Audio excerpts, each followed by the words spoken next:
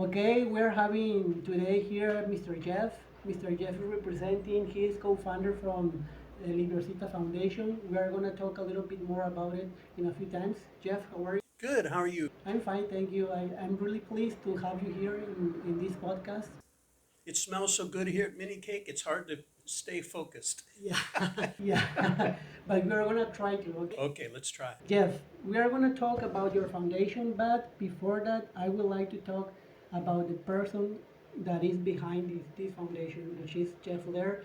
Tell us something about your background, where does Jeff come from? Because I think it's important to talk about this because there might be some people over here in Mazatlan who are English speaking people or even Mexican people who wants to know more about this foundation and how they can help and they will know who's the person behind it. So tell us a little bit more. Okay, well, I'm from Seattle, Washington originally.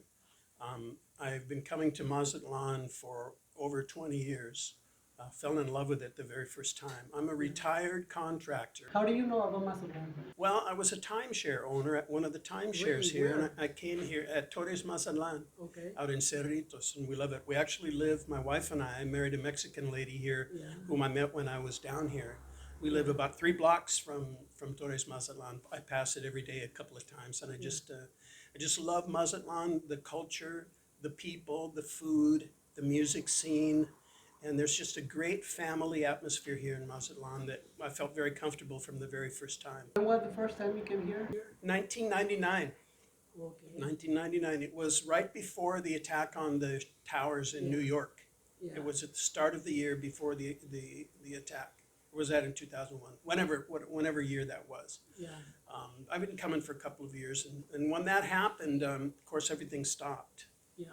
And but my activity in the United States at that time I was a contractor, but I had crews that went all over the place, and I had trucks. Okay. And so I would use the trucks to collect wheelchairs, walkers, crutches, canes, used mobility equipment Okay. when we were out at a job site. If someone had something to donate, Okay. I would swing the crew by after the job was over and bring it back to the warehouse. Where did you donate all that equipment? Here in Mazatlan, mostly. We've donated throughout Sinaloa. We've had donations. That association still runs today. I was one of the founders of that organization. Okay. I'm retired from it.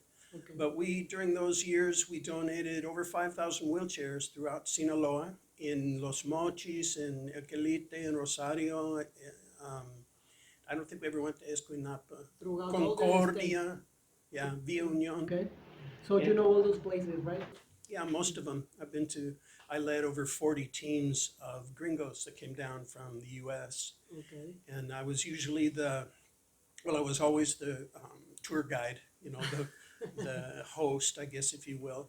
And and unless we had a Mexican American person with us or someone who was bilingual, I was usually the voice of the group. So I would arrange for tours of the local hospitals or clinics. Many of these people who came with us were students in occupational or physical therapy. Okay. And they were in their mastery courses, to get their master's degree. Well, But in the U.S., you can't lay hands on somebody and actually physically lay hands on someone without a lot of restrictions. why not? Okay. Well, estamos mariposas, sabes?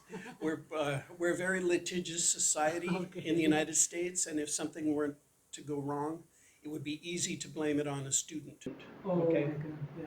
So for That's too risky for them. risky for them, risky for everybody. But down here, we would bring them here to Mexico, and they could practice what they were studying without the same restrictions. Okay. And so the person who was receiving the therapy would receive the benefit, and the students would also receive the benefit. So it was truly a win-win situation. In addition, we would donate wheelchairs, walkers, crutches, and canes always to people of bajos recursos, of what we would call extremely low income. Yeah. I'm talking about people who don't have a floor in their house, people Oh who my don't God. have a door, okay, in invasion communities, squatter communities, people who have no chance of receiving a wheelchair unless it were to be donated by someone. Okay. So that was our target audience. If you can buy a wheelchair, God bless you, do it, do it. In the US, there's kind of a culture of donating. There are also some benefits in many insurance policies will let you restore, buy new equipment in a certain period of time. And so there's a certain kind of a pay it forward mentality that is more prevalent in the US than it currently is in Mexico. It's growing in Mexico. You can notice the difference, right? Do you think that I'm right about that? Yeah. Yeah. Currently, but I see more and more of it all the time. One of the things we do with Fundaciòn Liviercita, the Liviercita Foundation, if you want to say it in English, Okay. is we ask people, we don't make it a requirement, but we ask people when we donate the equipment, we say, when your rehabilitation is done and you no longer need the wheelchair, or if your medical condition changes, please give us back the wheelchair and we will restore it one more time and find someone else who needs it. Yeah. Because there's always more need than there is solution. Yeah, and then you can help more people with the same equipment, right? Right. So I live now here in Mexico. I've been down here close to 4 years. I married a beautiful Mexican lady whom I met at a donation event Really? many years ago. What's it called? What's my wife's name?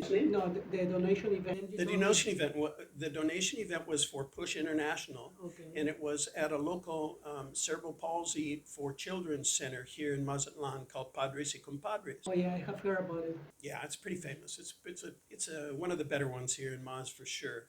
And we had a long-standing relationship with Padres y Compadres, and Okay. so anyway, so we would have donation events during the week when we brought a team of gringos down here. And I met my wife, Lilia, and I met Liviercita. I met Livier. Her name is Livier. That's why the name of the foundation. That's where the name comes from, Livier. It's a French name. The diminutive in Spanish is ita or cita, and so that's why she became Liviercita. Yeah. We always called her that. She was a premature baby. She was a twin, born with many, many medical complications, including hydrocephalia, cerebral palsy. She was nearly blind. She lived with us until she passed when she was about 8 years old. Always ate out of a bottle. She was like an infant of 3 or 4 months. Okay. She never spoke. But she could communicate with her, like a baby communicates, with a loud cry or change of facial expressions. Yeah. And anyway, so Lilia, my wife, brought Liviercita to receive her first wheelchair at this event. Okay. And then I wasn't in contact with either one of them for a number of years, continued on the work in Seattle collecting wheelchairs and coming down 3 or 4 times a year. And then a number of years later, Livier, just like every other kid, she grew out of her wheelchair. Okay. Do your kids grow out of their shoes and pants and shirts and everything? No, I don't think so. Your kids grow out. Yeah, Yeah. I've seen them grow. And Livier grew too, so she needed a new wheelchair. And she went back to the same association. She received a second wheelchair. Okay. Lilia, my wife, wrote a beautiful thank you note on the Facebook page of the association, which I read. And I was looking at the thank you note, and I saw a very highly educated, intelligent, diplomatic, smart lady. Many of the people that we were giving wheelchairs to, if you live in a house with no floor and no roof and stuff, probably have very little education, or you certainly didn't have very many opportunities in your life. Yeah. Well, this lady had opportunities, and I met her after the second donation, when it was the 10-year anniversary of Push International. Was it love at first sight? No, it wasn't, but she surely impressed me she impressed me, her intelligence impressed me, Okay. and still does. Okay. So we continued to talk. She was, we invited her to, one of the things we always did with teams of gringos is we would try to, I mentioned we took them to hospitals and clinics. We would try to give them the opportunity to talk with somebody who was actually living with a disabled person Okay. here in Mexico. because many of these graduate students, they have many questions. They're going into health, into the health industry. What is it like to live in Mexico with a disabled person? What is access like, accessibility? What are medical services like? What are the challenges from day to day to live with a person with disabilities? And there are many, no matter where you live. But if you live in the communities that we were serving with this organization, it's 10 times harder. And so we invited Lilia to come and talk to the group for a question and answer period, which she did. Did you help her translating all the situation? Yeah, I did the translation for her at that time. Okay. Where do you learn Spanish, by the way? Well, I learned a little bit of Spanish in 2 years in high school, but I'd never used it. And I went to Italy when I was in college, and I tried to transfer my Spanish into Italian. I failed miserably when I first arrived, but when I left at the end of my year, the last thing I did was I worked as a translator in Italian. And I loved the Romance languages. So then many years later, when I got involved with the organization, I had to relearn my Spanish, which was horrible. You relearned over here, right? I relearned here in Mazatlan. Okay. And so my vocabulary started out to be completely limited to where does it hurt, which hip is fractured, what ankle is broken. The basic things you needed to know to live here, right? Yeah. Well, no, the basic things I needed to bring a person a wheelchair, to give a person a wheelchair, to select the right wheelchair for them. But that was my limit, was very limited. So when I came back down at the 10-year anniversary, my wife at that time was, among other things, she was a radio broadcaster. And she had a radio show, and she invited me to come and kind of do what we're doing here today on her radio show. What was called the radio show? It was good. The program was called Hablemos Claro, and it was and it was on the Eco The channel. high school, right? Yep, based out of the high school. And so you were starting to talking with her, to departing some time with her and stuff, right? Over there. yeah, so I invited her after going to the interview. I really learned how smart she was and what kind of life experience she had had. And so I invited her to come and be the person that spoke to the Gringo group with the team that happened to be down there at that time. And at the end of every week, we would ask the team, what did we do well? What can we do better for the next team? Everybody on that team said the best part of the week was the time they had asking Lilia questions about what it was like. They were learning too much with her. They were learning so much, and she was so honest and straightforward about it. They learned so much. About the real reality down here, no? What it was like to have Liviera at home every day, the challenges of life. So Jeff, when did you start this kind of philanthropy job over here in Mexico? So between the time that when I retired from collecting wheelchairs in Washington State, I was the source for most of the collected equipment. When I moved to Mexico, that source stopped. And so when I married Lilia, and for the past several years, we had been, they say, canalizar, which means to channel, or you would say in English more like a recycling. It's too painful, right, for the people who is living that kind of thing, no?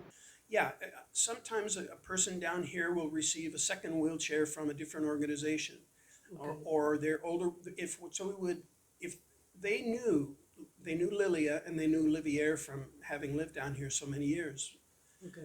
And when we started publishing that we were looking to help people with wheelchairs, out of the woodwork came donations. Hey, we have this old wheelchair that's been sitting in the patio. Would you like that?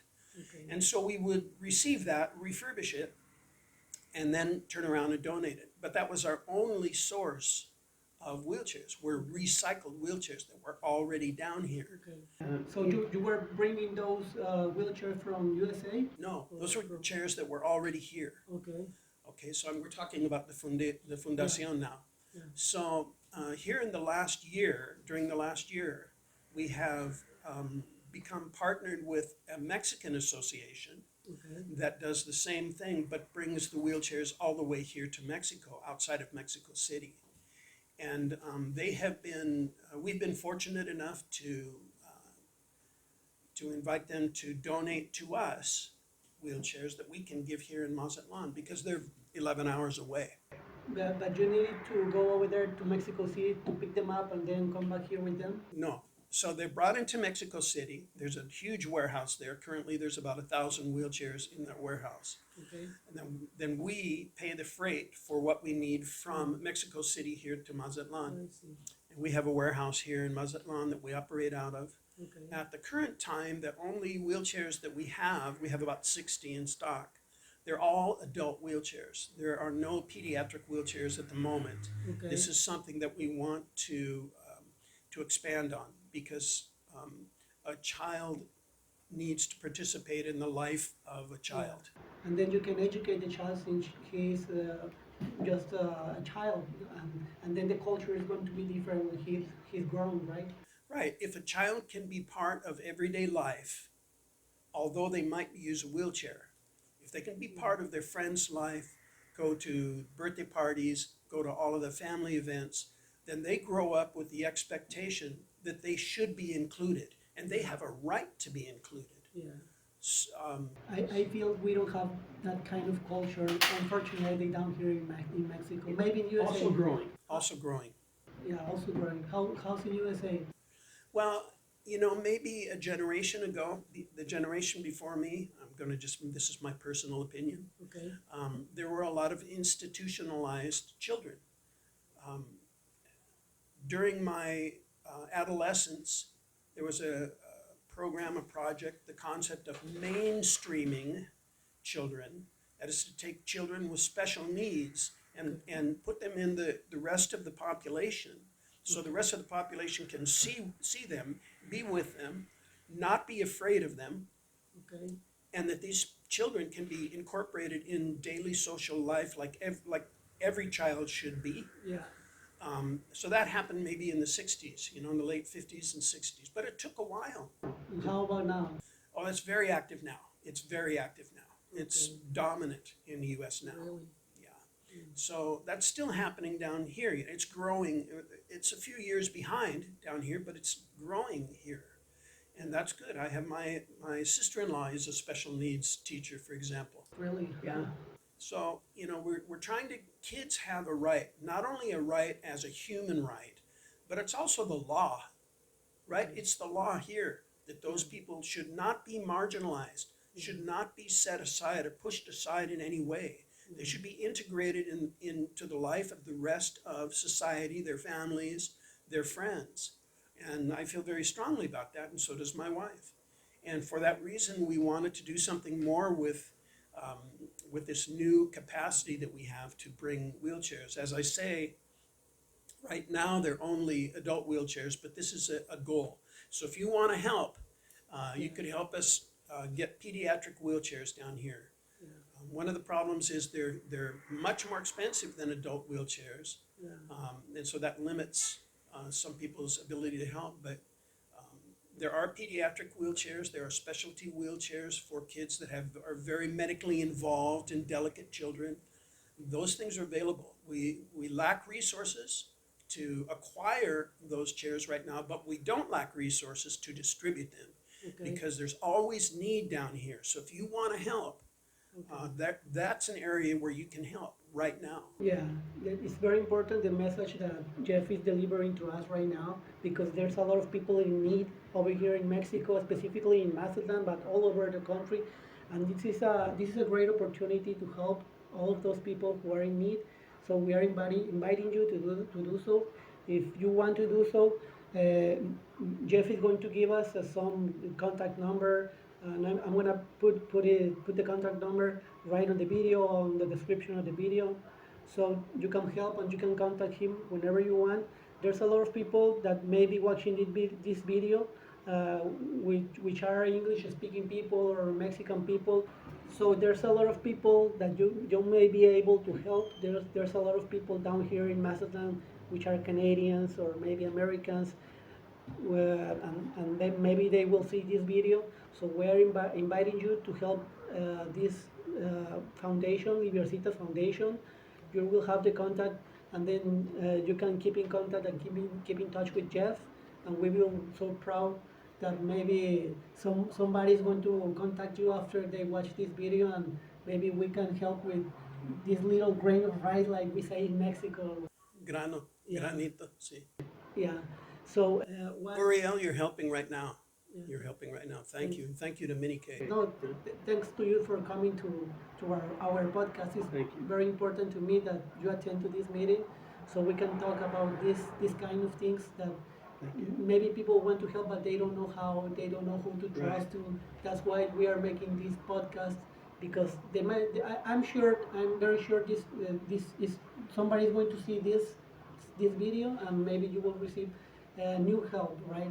That Yeah, let's hope so. yeah. There's a large extranjero foreign community down here. Yeah, yeah, and it's growing every year. Year. Mazatlan is exploding. The tourism industry is exploding. A lot of new hotels are going up. It's a great place to invest right now. Yeah, It's a great place to retire. yeah, Maybe another area to help anybody who is mechanical or even not mechanical, but wants to put in an hour or two here and there. There's a couple of things that we need that don't involve a monetary donation, that aren't money. If you want to donate an hour or two of your time, you could come to the shop. yeah. You can help us repair, identify, clean these chairs and get them in tip-top shape, get them all lubed up and in great working order, so that when the beneficiary receives them, they run like a Maserati. Yeah, Okay. that's a pretty good way to help. It's a great way to Yeah. help. Yeah, It costs you nothing, just a little bit of time. yeah, I didn't know that. Yeah. So there's a lot of mechanical people. What else My have wife you- is the mechanical one in my family. Not you, but your wife. My right? wife, that's right. What else have you done recently with this foundation, Jeff? Well, let's see. I guess we have also. Okay, so my wife obviously had Livier and was living here all of the time, long before she met me. Okay. And she knows, she got involved in many of the associations that are here in town. Okay. Mothers of disabled children, mothers of special needs children, Okay. women, groups that empower women that are entrepreneurs. Okay. There's lots of different organizations down here. And Lilia is very well known in those circles because she spent so much time there with Livier, and because she's an attorney and she's worked for the government, and she Okay. kind of knows her way around. Okay. And so we will also from time to time receive donations of food or medicines or diapers or all sorts of things that serve a family with a special needs person in the family. Okay. And so we also, canalizar, we also channel that equipment and those supplies to families in great need as well. It's not our focus. Our focus is mobility equipment, and that's what's in the warehouse. Okay. But if we receive donations of diapers, for example, they're not going into the warehouse. They're going to serve somebody right now. Straight to Right them. now. Yeah. Because the need is right now. That's an important thing that you are pointing out right now, because now the people can know that besides equipment, they can donate anything else like diapers, food, or all those things that maybe people in need are needing right now. We found, for example, there was a man who lived in the invasion community, Kanako. If you don't know what an invasion community is, it's a squatters community. Houses are made, a good house in that community is made out of wood pallets for the Oh my wall. God. A good house. A lot of them are made out of scraps of wood. I mean scraps. I don't mean stuff from Home Depot. I mean scraps, pieces of trees. The roof might be a tarp. There's no door, there's no floor, there's no bathroom. That's an invasion community down Yeah. here. Well, there's a man recently whose house burnt to the ground, burnt everything, burnt his food, burnt his clothes, burnt everything out of his house. He had nothing. He was sleeping on the ground. Lost everything. Everything. And we put the word out. We passed the word through social medias, and we collected bedding. So he had blanket, he had a pillow, he had food, he had clothes When The did that next happen? day. Like, about a week and a half ago, 2 weeks ago. really? Oh Yeah. my. Yeah. So it happens all the time. The need is all the time everywhere. And everywhere, yeah. Yeah. So there's always more need than there is response. And Okay. we're just one granito. We're just Yeah. one grain, right? Right. So there's other associations in Mazatlan who work with disadvantaged people, and we respect every one of them. They're great organizations, but we each do what we can in the area where we focus. Fundacion Liviercita, we focus in mobility equipment. Mhm. I would like to talk about some people may have a wrong idea because maybe they think that if they donate something to your foundation, they will need to pay some taxes or some kind of taxes. What can you tell us about it? Okay, so we do not have, we're not in a position to give any deductible receipts. So if you do this, it will be from your heart, and that's it. And it'll go straight through our heart to somebody who needs it. So there's no really deductible kind of a situation like we would have in the USA. Okay. When I was in the US, we used to do that because we were a registered, what's called a 501c3 organization. And we registered with IRS in the US, but we're not registered down here. This is just a humanitarian outreach, a mom and pop shop. Okay. We have helpers like you and others who help us do this work, but it's all out of the goodness of our heart, and that's what we, ask our donors to do, to give out of the goodness of their heart. So if some local people or French people that they may want to help you, they will be comfortable that they won't get in any trouble taxes situation, right? Right. Now, if some Mexican organization or company, let's say Senor Frogs, or let's say Lala, or somebody like that, Okay. wants to make a large donation and they require a deductible receipt, then we'll get in line with the hacienda and get all legal to do that. But right now, it's just person to person. Yeah. It's heart to heart, eyeball to eyeball. Yeah, you may be talking that maybe someone wants to donate a large amount of equipment or maybe money, we don't know, then you will start talking with the government in order to not to have any trouble taxes Yeah, situation. If you want to do, if Mini Cake wants to donate $1 million tomorrow, we'll talk about what we need to do to Okay. make it best for Mini Cake, Okay. okay, or whoever that happens to be. Yeah. All right. You have that option open, right? Sure. That's what we want you to know. Yeah. Yeah. Right now, it's purple. It's people to people. It's person to person, family to family is what it really is. When you help, Yeah. when you put a wheelchair in a family, even if it's for abuelita, even if it's Yeah. for grandma, right? Yeah. You help the whole family. Yeah. Because grandma can now go to the graduation of her grandchildren, right? She can go to the first communion. She can go to the, to the quinceañera. She can go to family events. She can Yeah. go out of the house. You help the whole family. And people have a tendency to think, well, I'm helping one person. You're not. You're helping how many people in a family? 2, 3, 4, 5, 8, 6, 8. A lot. You're helping a lot of people. Yeah. And so you can take your donation and in your head do the math and think about how many people's lives you can affect with a donation or your participation. Yeah. So Fundacion Liviercita, we're starting small, just like I did in Seattle. Okay. By the time 10 years had passed, we had served over 5,000 families. And God willing, if I live that long, I'm going to serve another 5,000. Hopefully. Hopefully. Yeah, that's good. It's good to know there are people like you that want to serve other human beings. But There's lots of people like me. They just don't know how to get involved. yeah, That's why we're doing this, right? yeah, Right. yeah. That's why. This is the main reason because we are doing this program, this podcast. Yeah. To, So if you to know reach some kind of somebody, people. If you know somebody who's really living in a situation where they cannot afford a wheelchair, okay, I'm not talking about an expat that's living down here on a pension who can go to Soriana or go to the medical supply store and buy a new wheelchair. That's not who I'm talking about, please. I'm talking about people who who really, their family cannot afford this. Get in touch with us. We'll help you. We'll help get a wheelchair to that. Unfortunately, only adults at this time. We have to limit it to adults. That's the size of wheelchair that we currently have. But you can get in touch with us in English through WhatsApp, or the USA telephone number that works down here is 206 Okay. 730 5227, and that rings to my cell phone. Okay. So it's 206, which is Seattle phone number, 206 730 5227. And I can speak to you in Spanish, poor Spanish. I can speak to you in pretty basic English. Or if you want to speak, if you want to do everything in Spanish, you can talk to my wife, Lilia. Yeah. And Okay. her local phone number is Lilia's phone number here. If you want to speak Spanish, you want to make the connection in Spanish, is 669-147-4028.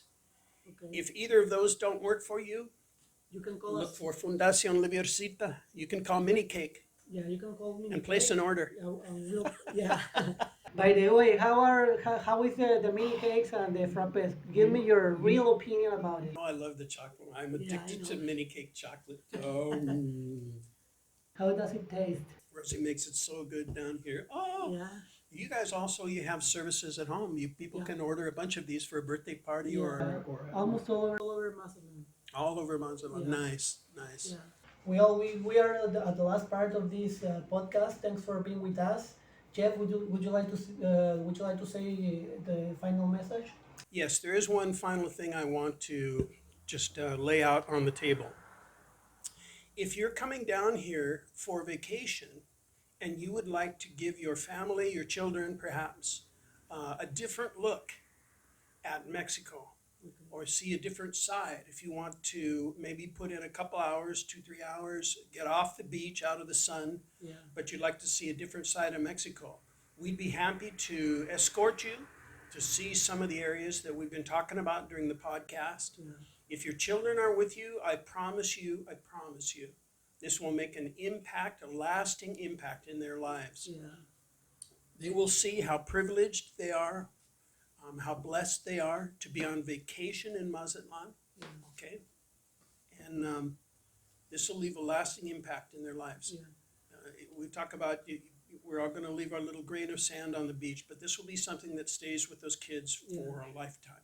That's very important what you are telling us right now, Jeff, because I'm pretty sure that people that used to come, people from America, from Canada maybe, that used to come down here on vacations, they don't used to do that at all, you know. They don't know their real Mexico, for saying anything, right? And that will be a really touching experience for them. They will remember all their life. Maybe that would be the uh, the part of their trip that they will remember the most. We don't know, but they will change and they will make different from things that from the perspective of their lives. You know, they will change their mind in a lot of ways. That's right. And that's It's called an eye-opening experience, eye-opening right? experience. Or an epiphany, if you will. You know, it's one of those moments when you just, oh, Yeah. oh. What And is that? it will leave an impression, I promise you. I've seen it literally thousands of times. Yeah. And it's a wonderful thing to do. Yeah. We can tailor it to your schedule, your time when you're down here. You know, we'll just work around when you want to get out of the sun for a couple hours. You Yeah. need to get out of the sun. It doesn't gonna take a lot of time to do No. so. Yeah. Couple hours easy. Couple of Yeah. weeks. Yeah, and it will be a really eye-opening experience, like you said, right? Yep. We really recommend to contact Jeff or maybe contact his wife. He just already said the phone number of the Facebook page. If anybody contacts you by the Facebook page in English, who is going to answer? Are you going to answer? I will or- answer. Yeah. Okay. I'll also answer in Spanish. But Okay. Okay. Whatever.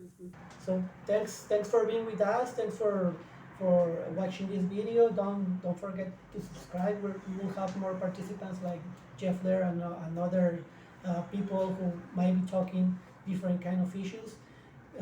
Thanks for watching this video. And Thank you, Uriel. Thank you for Thank you, coming. Mini Jeff. Cake. Thank you for coming. Don't forget to try these. These Don't are forget. great. The frappes are awesome. The mini cakes are handmade with love. It's the special ingredient.